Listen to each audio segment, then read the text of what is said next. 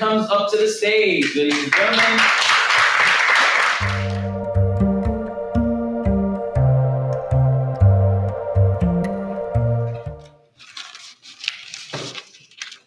Sis waved ecstatically as I paused for her at the crosswalk, broke the corner and nearly hit a white man leaving the ATM, skipping off the curb into the street in front of me, walking tall in his privilege. Nose high in the air like he's partaking in my mama's air. That's nature. Sir, you have a mask on. Ain't no fresh air in there, just carbon dioxide and a little bit of breath. You look unclean too. Despite your resident scrub attire, I see the corrupted. The Star-Spangled Banner just start playing in my car.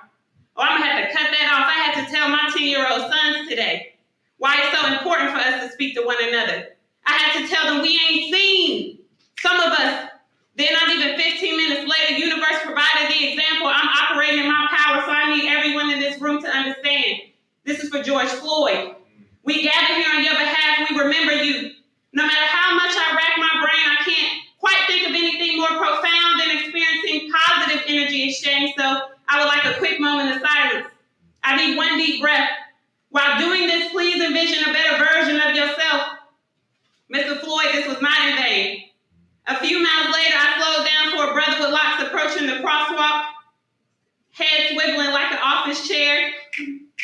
Used to being hunted, predator watching. You see, I spat firmly, he can't trust nobody. I'm about to bust a hole through the galaxy so my people know I'm down here working as I look to my right, and then my rear view mirror at my sons peeping through their big eyes.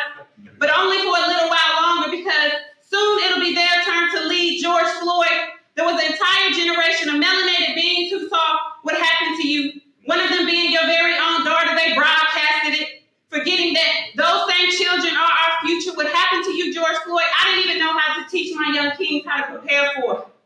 After viewing your video on YouTube, I begged for an answer. Shortly after, I heard self-sufficiency.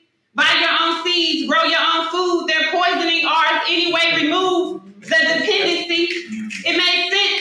Why would I want to depend on a country that's undependable when I say you're hurting me? No one cares because I'm a melanated being jumping up and down. Look at me. Look at me. Constantly overachieving, soaring past the bar, dressed in nobility, doing it the American way. We have to look out for one another. Protect each other. It doesn't have to be a situation. Just when you see each other, speak. So we don't have to act like we're not seen.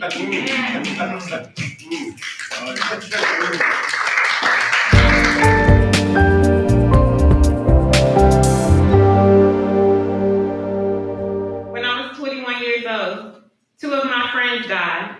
One of them, my very best friend, Tim and Aisha. Car accidents. I can still hear their mother's moans. Like pain attempting to flow but remaining stagnant. Tension in my gut even now, and that was 10 years ago. Our cells carry memories. Everything we think, hear, eat, and see, I knew this already, but through self-discovery, I recently found out this emotional memory is carried in these cells as well. I thought, I just don't do funerals.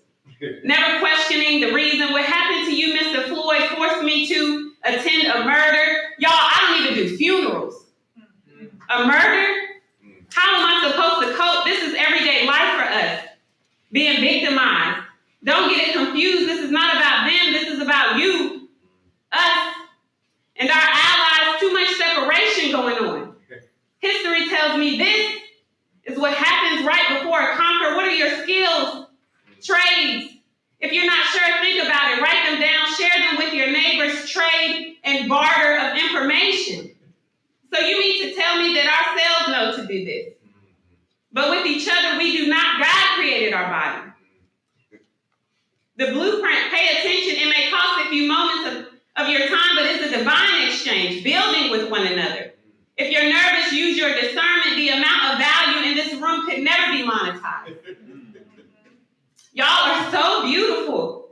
George Floyd, your loss allowed us to come together, love on one another. I don't know about you, but I needed this.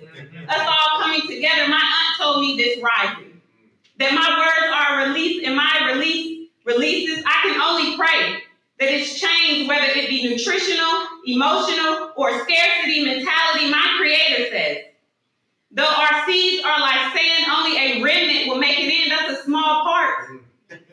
We can no longer be afraid. We must look in. Information comes from within, not man. Let those grudges go.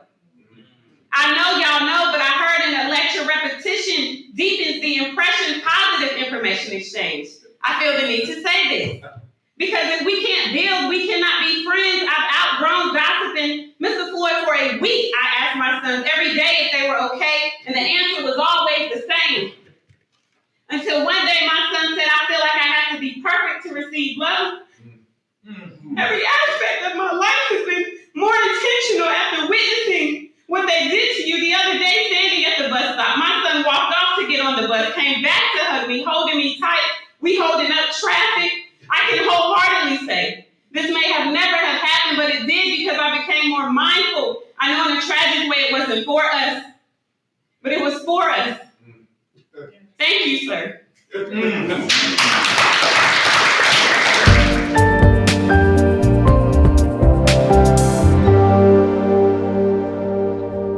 rather be a nigga than a bigot.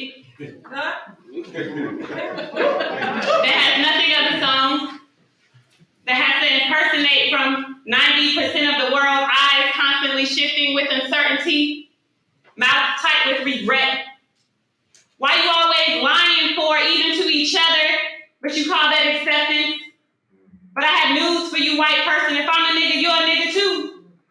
I'm a black woman. My ancestors birthed, fed, and birthed your forefathers. Your very evolution was formed in our womb. Your existence transcended through our loins. We are nothing less than powerful. We will look at you and touch your very soul. I already know you're annoyed. Not the reaction you were expecting. Nipsey Hussle taught me to change the perspective when I'm disrespected. Now look at you.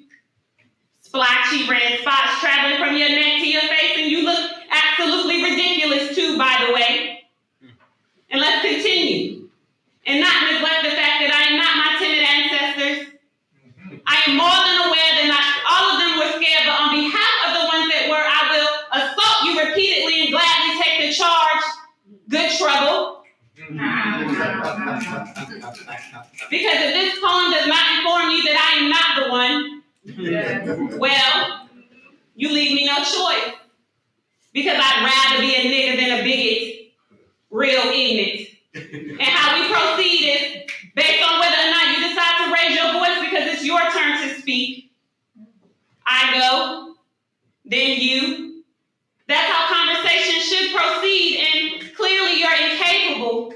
So as usual, we'll leave.